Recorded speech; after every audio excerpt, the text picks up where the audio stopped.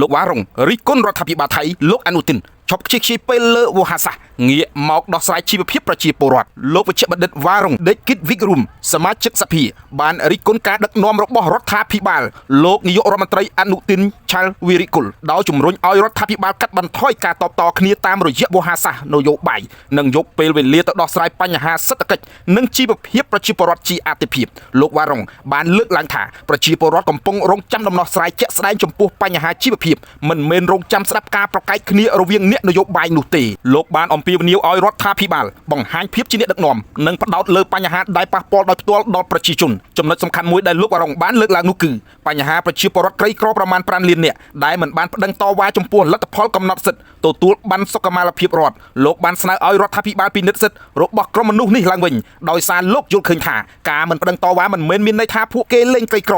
ឬលែងត្រូវការជំនួយពីរដ្ឋនោះឡើយលោកបានអះអាងថាប្រជាពលរដ្ឋមួយចំនួនរស់នៅតំបន់ជនបទនិងមិនសូវស្គាល់ការប្រើប្រាស់ប្រព័ន្ធ Digital សម្រាប់ការដាក់ពាក្យបណ្ដឹងតវ៉ាខណៈទីតាំងដែលរដ្ឋកំណត់សម្រាប់ដាក់ពាក្យក៏អាចបង្កការលំបាកក្នុងការធ្វើដំណើរដោយហេតុនេះលោកបានជំរុញឲ្យរដ្ឋាភិបាលពិនិត្យនីតិវិធីឡើងវិញនិងកុំឲ្យបញ្ហាផ្នែករដ្ឋបាលក្លាយជាឧបសគ្គសម្រាប់អ្នកក្រីក្រលោកវ៉ារុងក៏បានលើកឡើងពីអ្វីដែលលោកបានអះអាងថាជាសាររបស់ប្រជាពលរដ្ឋក្រីក្រដែលលោកបានជួបក្នុងពេលចុះនៅមូលដ្ឋានលោកថាប្រជាពលរដ្ឋក្រីក្រថៃនៅតែមានសេចក្តីថ្លៃថ្នូរនិងការគោរពខ្លួនឯងហើយពួកគេអាចមានការមិនពេញចិត្តប្រសិនបើរដ្ឋាភិបាលបង្កើតនីតិវិធីដែលធ្វើឲ្យពួកគេខាតពេលនិងមានការលំបាកក្នុងការទទួលបានសិទ្ធិរបស់ខ្លួនលោកបានប្រមានថាប្រសិនបើរដ្ឋាភិបាលនៅតែមិនយកចិត្តទុកដាក់លើបញ្ហាជីវភាពប្រជាជនការមិនពេញចិត្តអាចក្លាយជាបញ្ហានយោបាយសម្រាប់រដ្ឋាភិបាលនៅពេលខាងមុខសម្រាប់ការវាយតម្លៃរដ្ឋាភិបាលលោកវ៉ារុងបានបង្ហាញទស្សនៈថាការអនុវត្តរបស់រដ្ឋាភិបាលមិនទាន់គួរឲ្យពេញចិត្តហើយបានលើកបញ្ហាជាច្រើនដែលលោកយល់ថាគួរត្រូវបានពិនិត្យបន្ថែម